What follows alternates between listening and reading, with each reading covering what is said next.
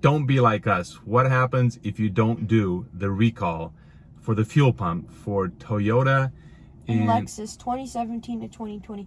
So in summary, the fuel pump can fail and the engine can stall while driving, increasing the risk of crash.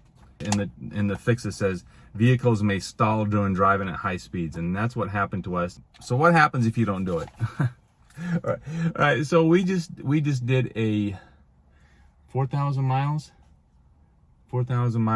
of driving through the West, and on the way back through Needles, California, right after we filled out, just outside of Needles, going eastbound toward the Dallas-Fort Worth area where we are, the car started experiencing engine cutout at highway speeds, and it actually did it at all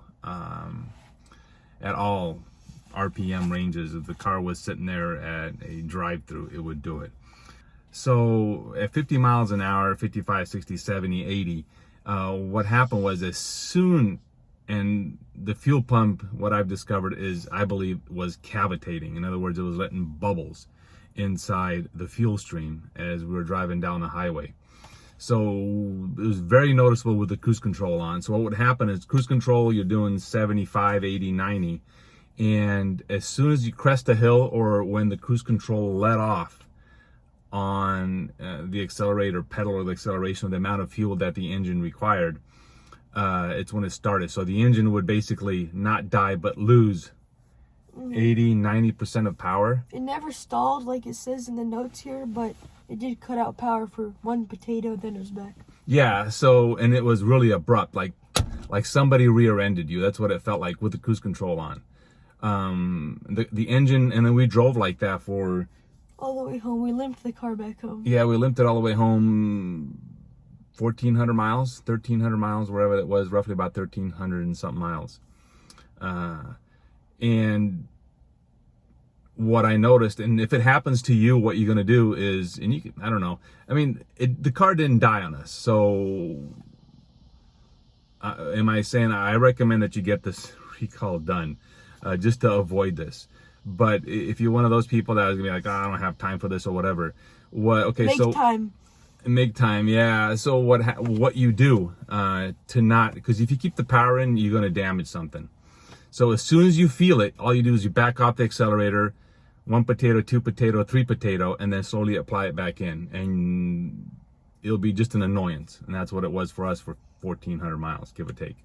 But anyway, so we took it to Toyota, and they replaced the fuel pump.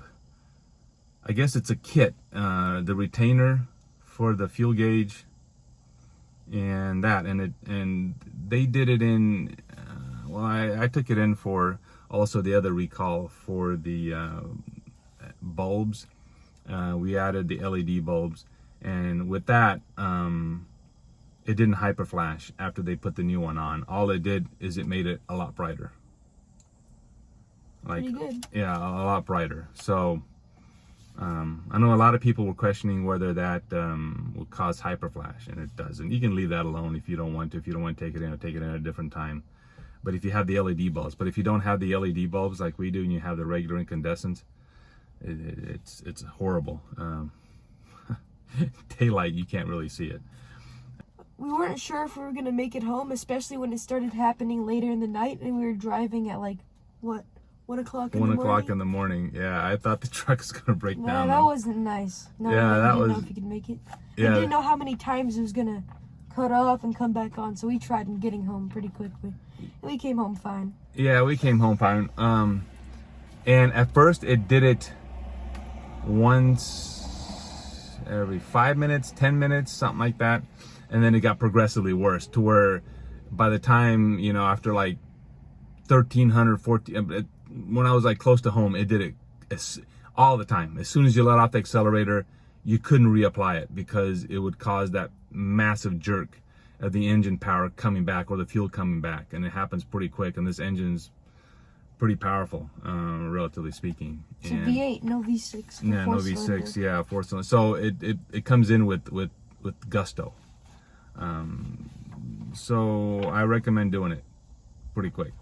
the reason I didn't do it is I forgot about it. I got the recall, and it was just one of those things where I'm like, yeah, fuel pump could stall. I'm like, okay. Well, this is a video to remind you. Yeah, so this is just to remind, you know, and some of you are going to be like, well, what's going to happen? What if I don't do it? That's what happens. And I can't guarantee that, you know, just stalls. Your engine could completely quit, right? Completely quit. So maybe you won't be as lucky as we were, if you call that lucky. Very fortunate. Very fortunate. You might get stranded in the middle of nowhere. You know, it's like one of those.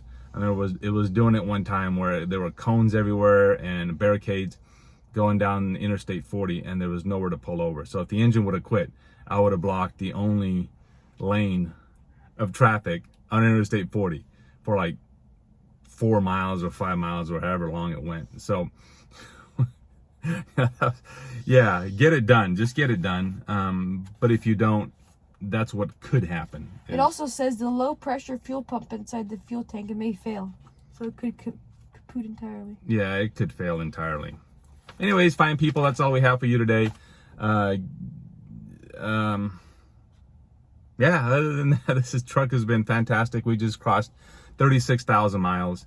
And yeah, oh, and one thing, on the last video that I did, how to get 20 miles per gallon, I'm working on that. I got to get one more camera, and then we'll have, I'll come out and I'll show you. A lot of people don't understand. I'm not talking about blocking traffic. I'm talking about still maintaining highway speeds and relative, not upsetting people as you're going down the road, right? You don't want to see somebody moving with traffic. Moving with traffic and getting 20 miles per gallon. Moving with traffic at 20 miles per gallon. I know that's, to some people, they don't understand that. But we'll come out with a video here as soon as I get another camera. And we got to have 3 cameras, or 4 cameras. One overlooking the dash, one looking the pedals, and the other one just surveying the landscape. So I got to figure out, I mean, I got to drive around aimlessly for a while, filming it. But we'll do that as well here whenever we get one more camera. Anyways, people, it was fun. We'll see you on the next video. Goodbye.